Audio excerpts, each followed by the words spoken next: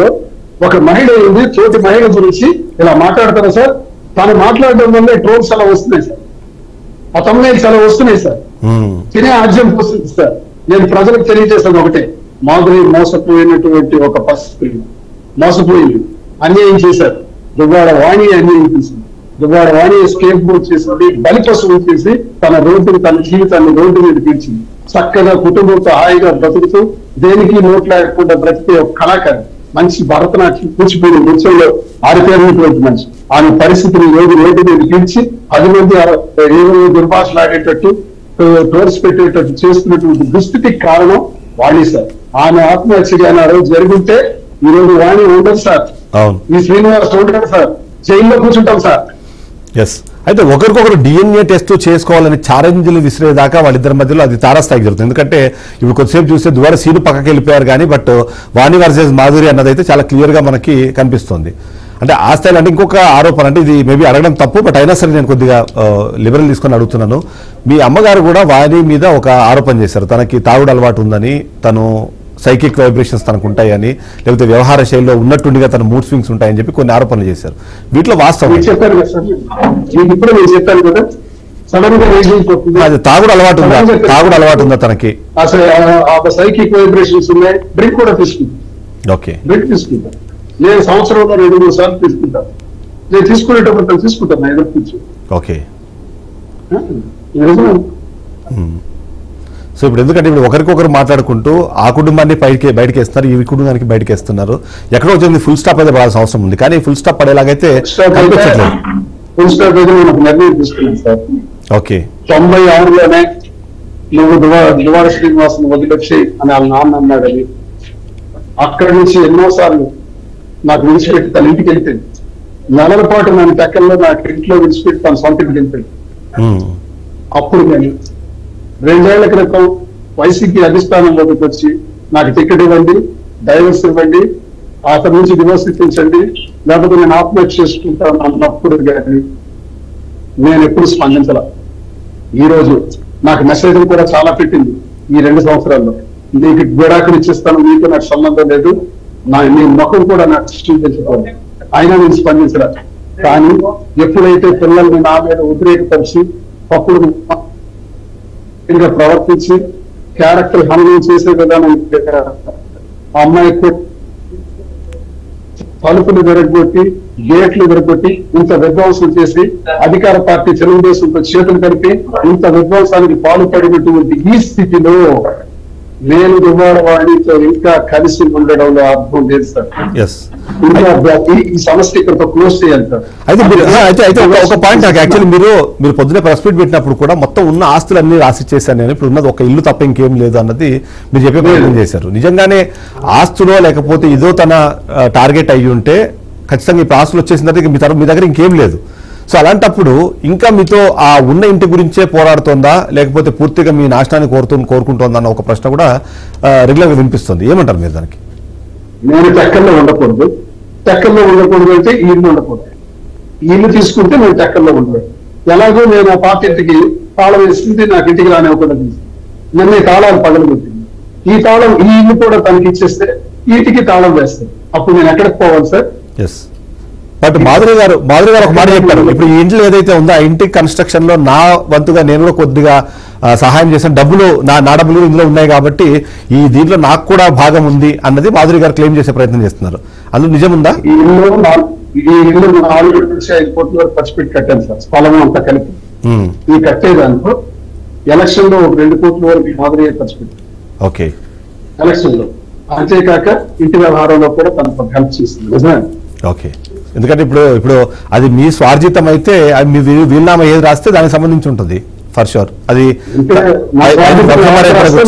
అనాథ సర్వంలో ఇవ్వచ్చు, లేకపోతే లైబ్రరీకి ఇచ్చేయచ్చు సార్. ఓకే, వీళ్ళకి ఇవ్వాలని ఏముంది, నా కష్టార్జితం. సో మొత్తానికి ఇప్పుడు ఈ మొత్తం ఇష్యూని చూసేటప్పుడు ఏంటంటే నిజంగా మీ ఒక్కరి రాజకీయ జీవితాన్ని పనంగా పెట్టే క్రమంలో 2 కుటుంబాలంటే సరే మాధురి వాళ్ళ కుటుంబంతో తను ఇప్పుడు తెగరింపులు చేసుకుని బయట ఉంది, తను ఇబ్బందులు పడుతుంది, వీళ్ళు కూడా సరే కారణం ఏదైనా సరే వీళ్ళు ఇబ్బంది పడుతున్నారు. సో మీరు రాజకీయ జీవితాన్ని వదిలేసుకుంటే దీనికి సొల్యూషన్ దొరుకుతుందా అనే ఒక అభిప్రాయం మీకు ఎప్పుడైనా అనిపించిందా? రాజకీయం వదలదు, అది సార్ మనిషి ఒక్కడే పుడతాడు. ఒక్కడే పుట్టిన మనిషికి కొన్ని కోరికలు ఉంటాయి. ఉన్నత స్థాయికి వెళ్ళాలని ప్రతి మనిషి కూడా ఆశిస్తారు. కొంతమంది వెళ్తారు, కొంతమంది వెళ్ళలేదు. అది ముసటి రాత.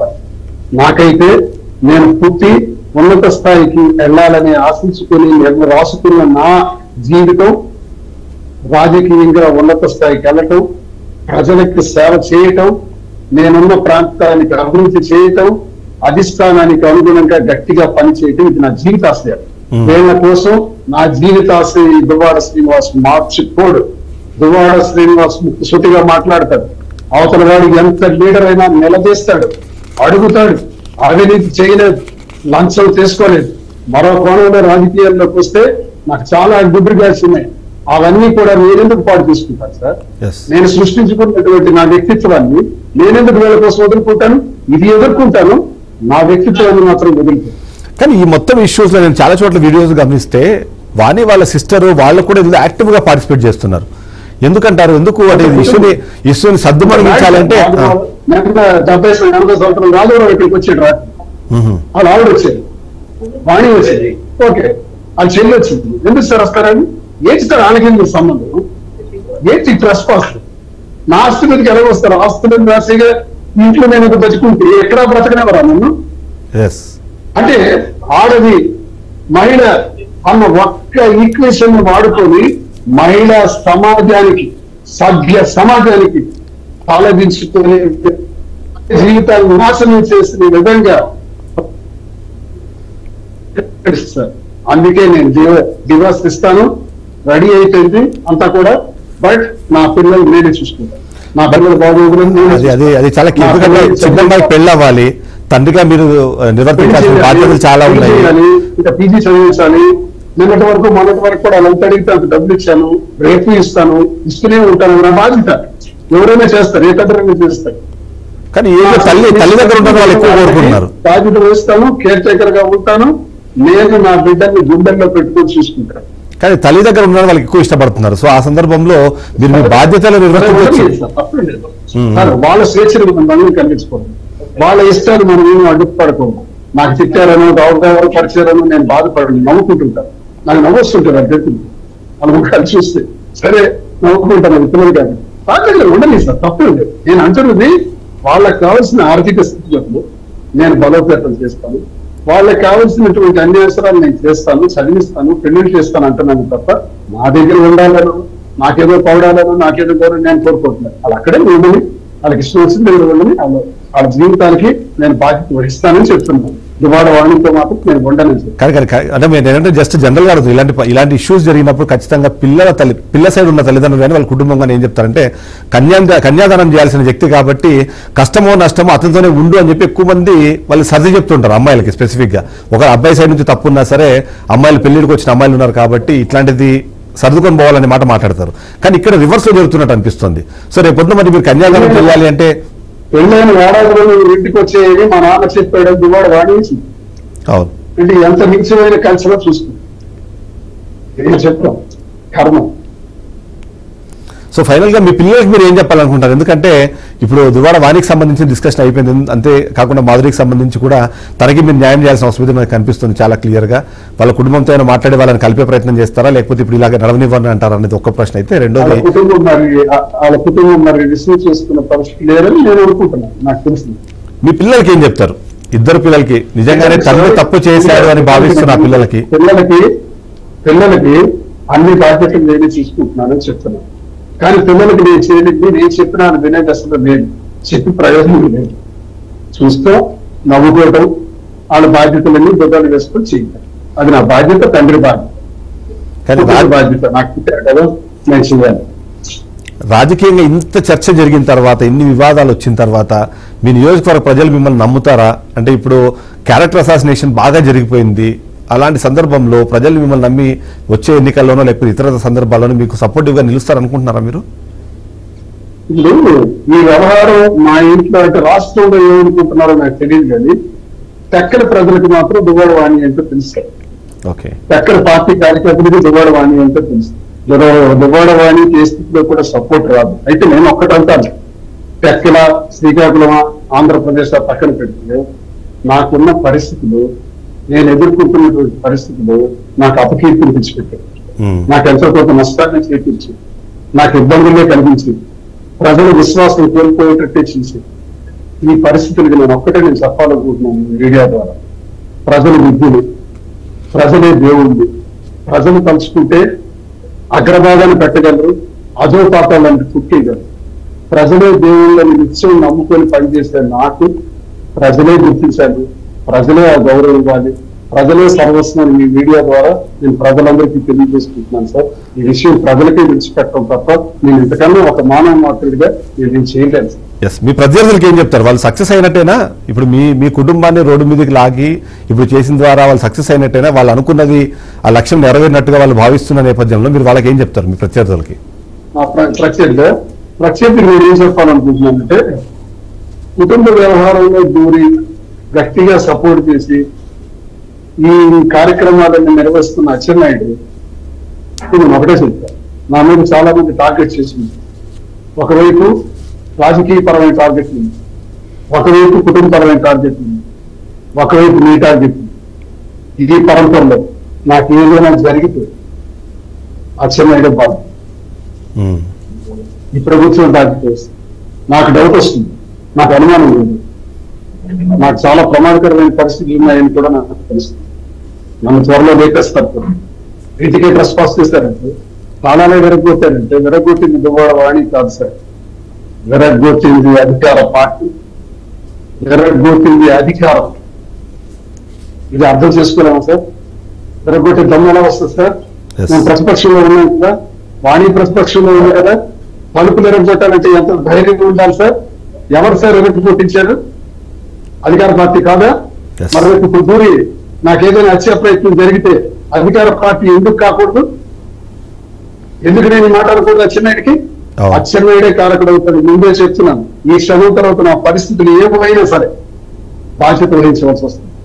కానీ మాధురి గారు ఒక ఆరోపణ చేశారు, నాకు జస్ట్ గుర్తొచ్చింది అందుకనే అడుగుతున్నా. ఒక ఆరోపణ చేశారు, మీకు విషం పెట్టి చంపే ప్రయత్నం కూడా జరిగింది, ఏదో లివర్ కర్రీ ఏదో వండి మీకు ఇష్టంగా ఉంటుంది కాబట్టి దాంట్లో ఏదో చేయాలనే ప్రయత్నం జరిగింది, అది నా దృష్టికి వచ్చింది అని మాధురి గారు ఒక మాట చెప్పారు. ఏంటంటే మిమ్మల్ని ఫుడ్ ద్వారా కూడా అంటే మీరు ప్రతి ఒక్కటి 2-3 సార్లు ఎలా అంటే, ఎన్నికలకి ఇక టికెట్ ఆమెకు రాకముందు సంఘర్షణ జరుగుతున్న సమయం నేను తిరుగుకుంటా ఇంటికి వెళ్ళి, ఆ కింద మాకు 3 ఫ్లోర్స్ ఉంటాయి. ఆ 3 ఫ్లోర్స్ లో గ్రౌండ్ ఫ్లోర్ లో ఒక రూమ్ ఉంటుంది, పెద్దది బాత్రూమ్ కు సహా ఉంటుంది. రగడంగా లాక్ వేసుకుంటాను. 8 గంటలకు వచ్చిన లాక్ వేసుకోకపోతే ఏ ప్రమాదం జరగచ్చు. ఎందుకంటే ఒకరోజు నేను చైర్లో కూర్చొని పేపర్ చదువుకుంటుంటే ఎంపీ ఎన్నికల్లో ఆ సమయంలో నేను జిమ్ చేసే డంబెల్ ఉంచాను. ఆ డంబెల్ ని సడన్ గా వస్తూ ఏదేదో మాట్లాడుతూ సడన్ గా రైలు ఉందని చెప్పాను కదా సార్. సడన్ గా వచ్చి ఏదేదో మాట్లాడుతూ ఆ డంబెల్ ని తీసి 2 చేతులతో నన్ను విసిరి కొట్టేటప్పుడు ఆ డంబెల్ తగిలితే నేను చచ్చుంటున్నాను. అంతేగా, అది 5 కేజీల డంబెల్. నేను జిమ్ చేస్తా, 5 కేజీల డంబెల్ కి అది ఎక్కడైనా తలకు ఇంకెక్కడైనా తగిలితే ఏం ప్రమాదం జరుగుతుందని ఒక్కసారి ఆ డంబెల్ నా మీద పడే క్షణంలోనే తప్పించుకోవడానికి చైర్ వెనక్కి తోసి పక్కకి వెళ్ళాను సార్. పక్కకి వెళ్ళేటప్పుడు డంబెల్ నాకు తగలేదు, కానీ నా కాలి పాదం ఆ టేబుల్ తాలూకా నెగ్గి తగిలి నా ఫింగర్ ఫ్రాక్చర్ అయింది. అంత ఫాస్ట్ గా కొట్టింది కాదు. ఆ ఫ్రాక్చర్ అయిన వెంటనే కట్టేసుకుని ఎంపీ ఎన్నికల్లో కట్టేసుకుని ప్రచారం చేసింది. తిండి లేదు, భోజనాలు లేవు, తిరిగి రాత్రి వచ్చేవాడిని, మంచినీళ్ళు తాగి పడుతుండేవాడు.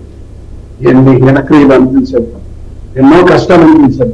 ఇవన్నీ వింటుంటే నిజమా అని అనిపిస్తుంది, అందరికి ఇలా ఉంటారా అని అనిపిస్తుంది. ఈ ఇంట్లో ఎక్కడ ఉండరు సార్, ఇలాంటి వాళ్ళు ఎక్కడ ఉండదు సార్. నా కర్మకి నా ఏ జన్మలో నేను చేసుకున్న పాపం నేను ఇవన్నీ ఈరోజు అనిపిస్తుంది. సో ఫైనల్ గా మాధురి గారికి కూడా మీరు నిజంగానంటే మా బీఆర్కే న్యూస్ ముఖంగా మీరు చెప్పాల్సిన అవసరం మనకు కనిపిస్తుంది. ఎందుకంటే ఇప్పుడు తను మీరు మాట్లాడుతున్నట్టుగా ఇంత ఈ మొత్తం వివాదము ఇప్పుడు మొదలవలేదు, ఏదో 30 సంవత్సరాల క్రితం మొదలైంది. కానీ బట్ తన సెంట్రిక్ గా చేసి రాష్ట్ర వ్యాప్తంగా తనని ఇప్పుడు విలన్ చేసే ప్రయత్నం చేస్తున్నారు. ఒకటి తన క్యారెక్టర్ అసాసినేషన్ చేస్తున్నారు, వాళ్ళ పిల్లలకి సంబంధించిన పుట్టుకనే ప్రశ్నించే స్థాయిలోకి వాళ్ళ వ్యాఖ్యల్ని తీసుకెళ్తున్న సందర్భంలో తనకేం చెప్తారు మీరు? చేసింది ఆమె మరణించడానికి కూడా కారణం ఉంది. అయినా నాకు 2 ఏళ్ళ నుంచి ఆమె ఏర్పాట్లన్నింటిలో భోజనాలు ఇవన్నీ కూడా నాకు ఏర్పాట్లు చేస్తుంది. వాళ్ళు పట్టించుకోకపోయినా అలా అని మేము ప్రార్థనలు దేవాలయాలు గుళ్ళకు కూడా వెళ్ళటం నిజమే, వెళ్ళాము. మాధురికి నా సహకారం ఎప్పుడూ ఉంటుంది. మాధురికి మీరు భరోసాగా ఉంటారు. మా వల్ల నష్టం జరిగింది కాబట్టి ఆ కుటుంబానికి ఈ దువ్వాడ శ్రీనివాస్ నా ఫ్యూచర్లకు ఎలా అయితే ఇబ్బంది జరగకుండా చూసుకుంటానంటున్నాను. మాధురికి కూడా ఒక కంటకాన్ని పెట్టి ఆమెకు కూడా భరోసాగా ఉంటానని తెలియజేస్తుంది మీడియా పరంగా. రైట్. మీ తల్లిగారిని కూడా, ఎందుకంటే తను ఇవాళ నేను చూశాను, తను భగవద్గీతను చేతిలో పెట్టుకొని కొడుకు గురించి తను ఆరాటపడుతోంది, కొడుకు కుటుంబం గురించి ఆరాటపడుతోంది, తన సంసారం గురించి ఆరాటపడుతోంది. కానీ అట్లాంటి 30 ఏళ్ళు అలాంటి అంటే దాదాపు 80 సంవత్సరాల ఏజ్ కనిపిస్తుంది తనకి. అలాంటి వాళ్ళని ఇంత క్షోభ పెట్టడము, ఈ వయసులో క్షోభ పెట్టడము, దాని మీద మీరేమంటారు? 30 ఏళ్ళు ఆడలేదు సార్. తల్లికి ద్రోహం చేసిన కొడుకుని, తల్లి గంట సేపు కూర్చొని తల్లి ఉంటే